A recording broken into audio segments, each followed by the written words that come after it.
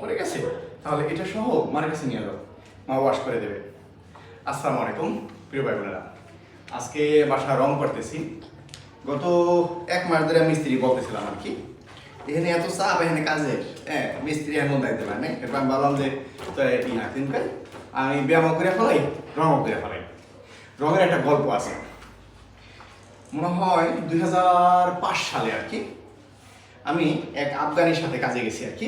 প্রথম দিন কাজে গিয়ে আসার সময় যখন আমি হারুন আঙ্কেলের দোকান হয়ে আসছে, হারুন আঙ্কেল কয়ে কি তোমার গায়ে রং, তুমি কি রং করো নি? আমি কে হো আঙ্কেল, আমি রং মিস্ত্রি, আপনি জানেন না? হ্যাঁ সে আমি তো রং করি। তখন কয়ে তাই নি, রংটা কিভাবে করি? ও প্রথম দিন গেছি, যাওয়ার পর আমি বলতেছি কি এই মানে ওই আফগানি ভাই ছিল আমাদের, জাফর ভাই, খুব ভালো মানুষ, আমি ধরে মনে করা নাই। হ্যাঁ ওই জাফর ভাই বলতেছে কি, জাফর ভাই বললাম কি জাফর ভাই আমার কাছে তুলিটা দেন তো, আমি একটু রং করি, কয়টা হতো?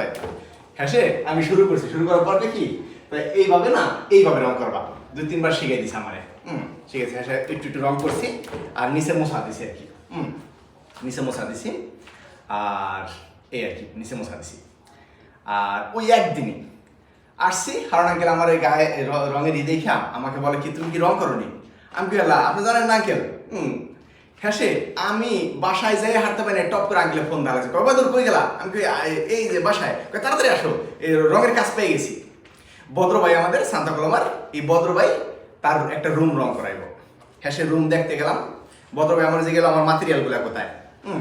মাটেরিয়ালগুলা আমি বলছি মাটেরিয়াল তো এটা এই সমস্যা হয় না, এই মাটেরিয়াল একবারে কিদিনকে মাটেরিয়াল নিয়ে চিন্তা করেন না, মাটেরিয়াল তো 5 টাকা, এই যে 2.5 টাকা আর এই 1.5 টাকা, 5 টাকা, 5 টাকার মাটেরিয়াল লাগে, 5-20 টাকার মাটেরিয়াল লাগে।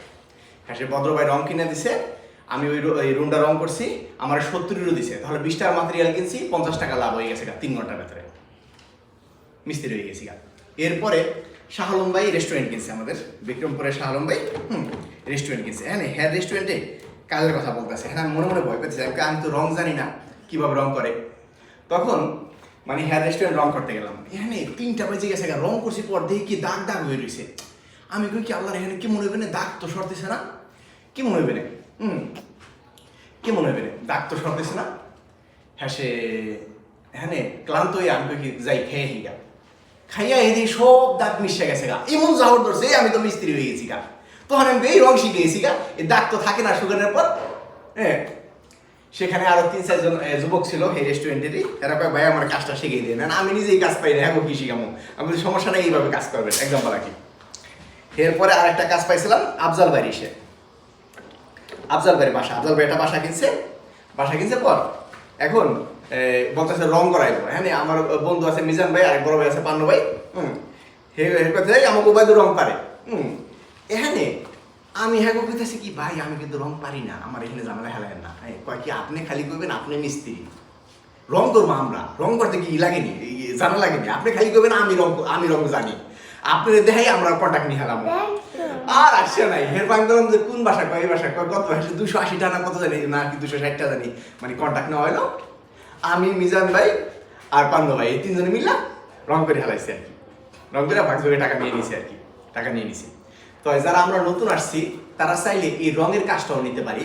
প্রাথমিক অবস্থায় বাংলাদেশি বাসা বাড়িতে রং করলেন, এরপর স্পানিদের কাছ থেকেও কন্ট্যাক্ট নিলেন। হ্যাঁ এত করে ওইভাবে কাগজপত্র অতটা প্রয়োজন পড়ে না। আশা করি বুঝতে পারছি, অনেক ধন্যবাদ। এবার বন্ধ করে দেবো, বন্ধ করে দেবো।